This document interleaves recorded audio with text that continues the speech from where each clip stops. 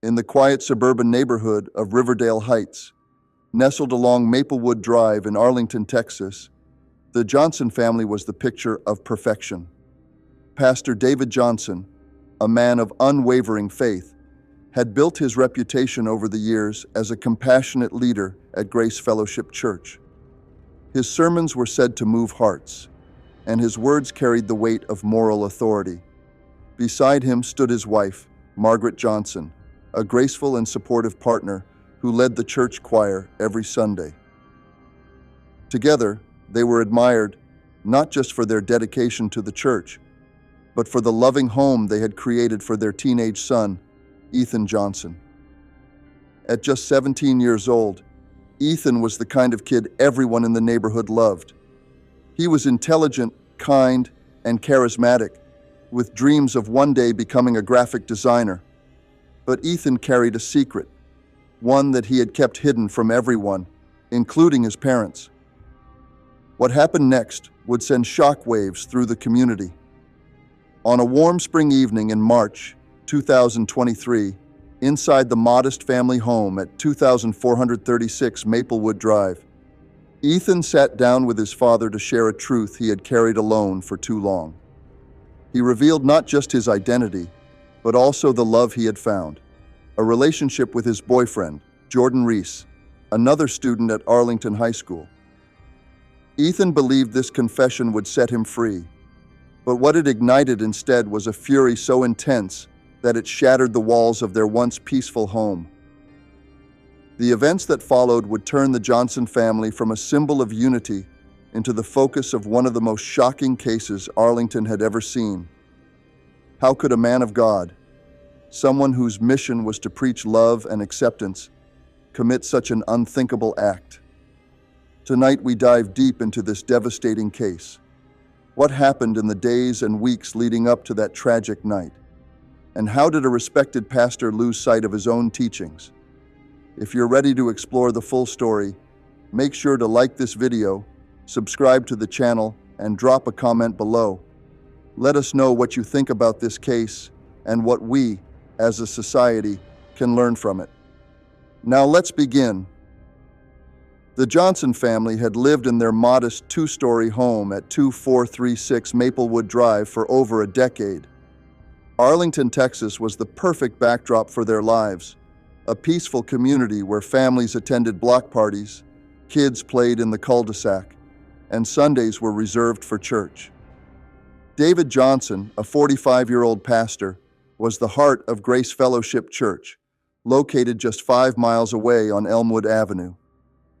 Known for his passionate sermons, David had built a reputation as a man who guided his congregation with wisdom and compassion. He often spoke of forgiveness, unity, and God's unconditional love. Margaret, David's wife, complimented his ministry with her presence. At 42, she led the church choir with her powerful voice, often bringing congregants to tears. Her warmth and welcoming demeanor made her a beloved figure in the community. Then there was Athan, their only child. At 17, Athan was a high school senior at Arlington High School. He was known for his infectious laugh, his talent for art, and his dreams of one day designing video games. To his friends, Athan was a beacon of positivity, but at home he often struggled under the weight of his father's expectations. David's vision for Athan was clear. He wanted his son to follow in his footsteps and one day lead the church. Athan, however, had other dreams, and more importantly, a part of himself he feared his father would never accept. For years, Athan had carried the secret of his sexuality. He knew the teachings of his father's church and understood the rejection he might face if the truth came to light. It wasn't until he met Jordan Reese, a fellow senior at Arlington High, that Athan found the courage to embrace who he truly was. Jordan, a 16-year-old honor student and member of the school's theater club, was everything Athan admired: kind, supportive, and unafraid to live authentically. Their relationship had blossomed over the past year, and Athan had finally decided it was time to share this part of his life with his parents. What Athan didn't know was how deeply his father's interpretation of faith would clash with the love he had found. It was a Thursday evening, March 16th, 2023. The Johnson family had just finished dinner. The air inside the home at 2436 Maplewood Drive was quiet, except for the faint hum of the dishwasher and the occasional creak of the floorboards. Ethan had been rehearsing this moment in his head for weeks. He had always been close to his mother, Margaret, but his father's presence was something entirely different. Pastor David Johnson wasn't just a father to Ethan. He was a towering figure of faith, an unwavering disciplinarian, and the voice of moral authority in their household. Conversations with him weren't lighthearted. They were often filled with lectures about responsibilities, expectations, and upholding the values of their faith.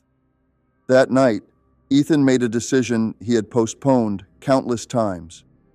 He knew it wouldn't be easy, but the burden of hiding his truth had become unbearable. His relationship with Jordan Reese had given him a sense of freedom he had never experienced, and he wanted to share that with his family, even if it meant facing rejection. Ethan waited until his mother had gone upstairs. In the dimly lit living room, Pastor Johnson sat in his favorite armchair, reading over notes for his Sunday sermon. Ethan sat on the couch across from him, his heart pounding in his chest. "Dad," Ethan began, his voice shaking slightly. "I need to talk to you about something." David looked up, adjusting his glasses. His son's tone caught his attention immediately. Ethan's usual cheerful demeanor was replaced with an expression of nervousness. "What is it, son?" David asked, setting his papers aside. Ethan took a deep breath. "I've been keeping something from you, something important." For the next few minutes, Ethan spoke as honestly as he could. He told his father about his feelings, his relationship with Jordan, and how much he wanted to be accepted for who he truly was. His voice wavered at times, but he pressed on, hoping that his father, his role model, his guide, would listen with an open heart. When he finished, there was a long silence. David sat motionless, his face unreadable. The weight of his son's words hung heavily in the room. Finally, David spoke, his voice low and measured. "Do you understand what you're saying, Ethan? Do you understand what this means?" Ethan nodded. "I do, Dad. I've thought about it for a long time. I need you to know who I am. I need you to understand." But David didn't understand. To him, this wasn't just a personal revelation. It was a challenge to everything he believed in, everything he preached. He stood up abruptly, his hands trembling as he pointed a finger at Ethan. "You've been deceived," he said, his voice rising. "This isn't who you are. This isn't how God made you. I won't allow this under my roof." Ethan tried to reason with him, but his father's voice grew louder, more forceful. The man who had spent years preaching about love and compassion now stood before his son, consumed by anger and disbelief. Margaret, hearing the commotion, hurried downstairs. She found her husband pacing the living room, his face flushed with rage, and Ethan standing near the doorway, tears streaming down his face. "What's going on?" Margaret asked, looking from one to the other. David turned to her, his voice trembling. "Your son just told me he's gay. He's been living a lie, and now he wants me to accept it." Margaret froze, her eyes widening in shock. She didn't know what to say. For a moment, the three of them stood there in silence, the weight of the moment pressing down on them. Ethan looked at his parents, hoping for some sign of understanding, some glimmer of acceptance, but it wasn't there. What happened next would forever change the course of their lives. The days following Ethan's confession were marked by a chilling silence in the Johnson home. Conversations became strained, and the once warm atmosphere of their household was replaced by an icy tension that seemed impossible to ignore. Ethan had hoped that his father would come around, that with time, Pastor David Johnson would begin to understand and accept him for who he was. But instead, David's anger only seemed to grow. At church that Sunday, David delivered a sermon that felt different from his usual messages of love and unity. His words were sharper, more judgmental. Without naming Athan, he spoke about the dangers of straying from God's path, about the importance of rejecting sin, even if it came from within one's own family. For Athan, sitting in the congregation that day was unbearable. Each word felt like a dagger, a public condemnation of the very person he was trying to be. His mother, Margaret, noticed the tears welling in his eyes, but said nothing. She, too, was caught in a difficult position, torn between her love for her son and her loyalty to her husband. At home, the tension between father and son continued to escalate. David's anger often boiled over into harsh words and ultimatums. As long as you live under my roof, you will follow my rules. You will not see that boy again. Do you understand me? Athan, struggling to hold back his frustration, refused to back down. Jordan is my boyfriend, Dad. You don't have to like it, but you don't get to control my life. The arguments became louder, more frequent. Margaret tried to mediate, pleading with David to calm down and listen to their son. But David's mind was set. To him, Athan's sexuality was a personal affront, a betrayal of everything he stood for as a pastor and a father. One evening, David took drastic measures. He confiscated Athan's phone, hoping to cut off his communication with Jordan. When Athan protested, David's anger flared. The once patient and composed pastor was now a man consumed by his emotions, blinded by his inability to reconcile his faith with his son's truth. Athan began spending more time outside the house, seeking refuge with friends or at Jordan's home. Time outside the house, seeking refuge with friends or at Jordan's home. But every time he returned to 2436 Maplewood Drive, the tension was there, waiting for him like a storm ready to erupt. March 22nd, 2023, started like any other day. Athan went to school, attended his art class, and had lunch with Jordan. They talked about their future, about getting out of Arlington and starting fresh somewhere far from the judgment of others. For Athan, those moments with Jordan were a lifeline, a brief escape from the turmoil at home.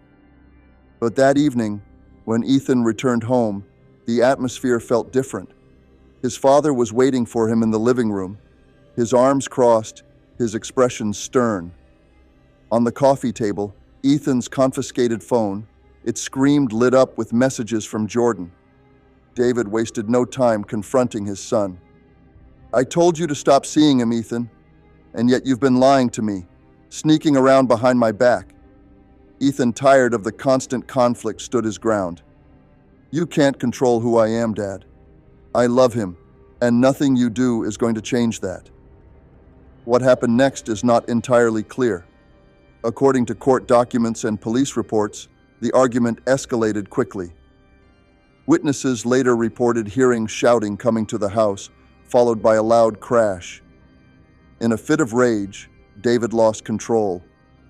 The very man who had spent years preaching about love and forgiveness committed in fit of rage. David lost control. The very man who had spent years preaching about love and forgiveness committed an act of violence so devastating that it would destroy his family and his reputation forever. By the time Margaret rushed into the room, it was too late. Athan lay unconscious on the floor, his injuries severe. Panicked, she called 911, but despite the paramedics' best efforts, Athan was pronounced dead at the scene. The police arrived shortly after, arresting Pastor David Johnson on charges of second-degree murder. The news spread quickly, leaving the community of Grace Fellowship Church in shock. How could the man they had trusted and admired for so many years be capable of such an unspeakable act? The news of Athan Johnson's death spread quickly through the quiet streets of Arlington, Texas. By the next morning, the family home at 2436 Maplewood Drive was surrounded by reporters and cameras, all trying to piece together what had happened in the house of the beloved Pastor David Johnson. The congregation at Grace Fellowship Church was in disbelief. Many of them had spent years listening to David's sermons about love, forgiveness, and moral values. Now, they were grappling with the horrifying reality that their pastor had taken the life of his own son. Pastor Johnson was taken into custody that night. The Arlington Police Department charged him with second-degree murder, and his mugshot quickly became the face of every major news network. In his initial statement to the police, David claimed that it had been an accident. He said he had no intention of hurting Athan, but the details in the police report told a different story. Evidence suggested a pattern of escalating abuse in the days leading up to Athan's death. Margaret, still reeling from the tragedy, remained silent in the days that followed. She refused to comment to reporters, often seen shielding her face as she entered and exited the family home.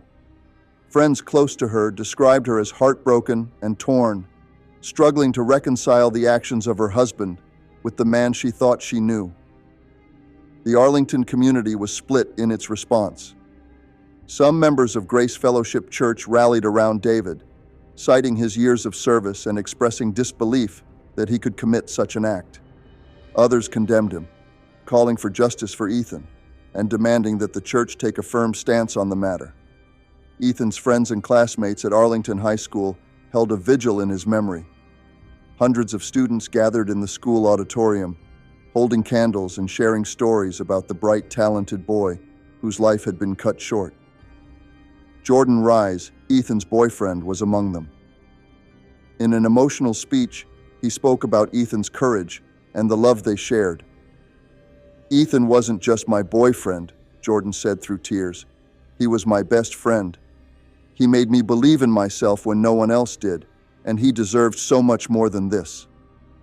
The trial of Pastor David Johnson began months later, drawing national attention. Prosecutors painted a picture of a man consumed by anger and unable to accept his son for who he was. They presented text messages, witness testimonies, and evidence of prior confrontations between David and Athan to support their case. The defense, on the other hand, argued that David had been provoked, claiming that the incident was a tragic accident fueled by a moment of intense emotion. Margaret took the stand, her voice trembling as she recounted the events of that night. "I begged him to stop," she said, tears streaming down her face. "But he wouldn't listen. He let his anger take over, and now my son is gone." The jury deliberated for 2 days before reaching a verdict, guilty of second-degree murder. David Johnson was sentenced to 25 years in prison, a punishment that left some feeling justice had been served, and others questioning how a father could let his beliefs destroy his family. Grace Fellowship Church struggled in the aftermath of the trial. Attendance dropped as members left, unable to reconcile their faith with the actions of their pastor. The church leadership eventually issued a public statement denouncing David's actions and expressing support for the LGBTQ+ community, a move that was met with both praise and criticism.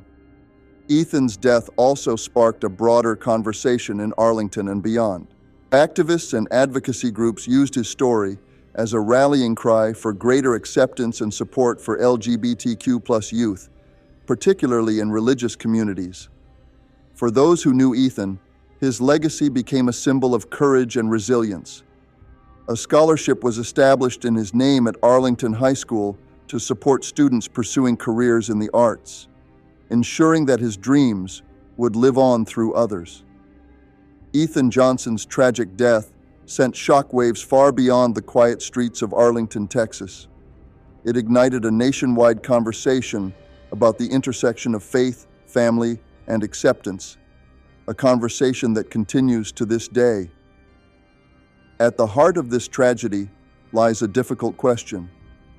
How can deeply held religious beliefs coexist with unconditional love and acceptance for LGBTQ+ family members? Pastor David Johnson believed he was upholding his faith by condemning his son's identity. Unconditional love and acceptance for LGBTQ+ family members. Pastor David Johnson believed he was upholding his faith by condemning his son's identity. But in doing so, he failed to see the deeper message of love and understanding that so many spiritual teachings emphasize. For countless LGBTQ+ individuals, Athan's story is all too familiar. Studies show that LGBT+ youth raised in highly religious households are significantly more likely to experience rejection, depression, and even homelessness. Athan's courage in coming out to his father was a step many still fear to take, knowing the risks involved. But what Athan sought wasn't approval or validation. It was love, a love that should have transcended beliefs and dogma.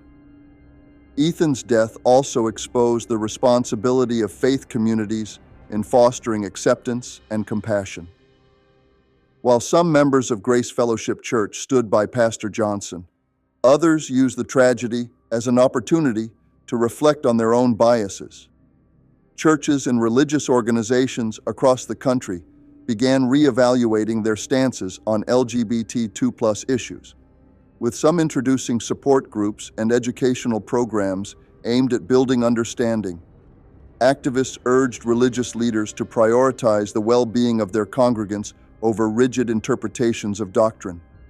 For many families, Athan's story became a wake-up call, a stark reminder of the consequences of rejection and the importance of creating safe spaces for open dialogue. Athan's friends and allies in Arlington worked tirelessly to ensure his story would not be forgotten.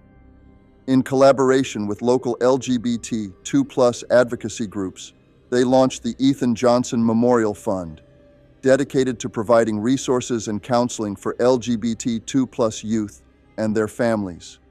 Jordan Reyes, Athan's boyfriend, became a vocal advocate for LGBTQ+ rights, sharing their story at rallies, schools, and community events.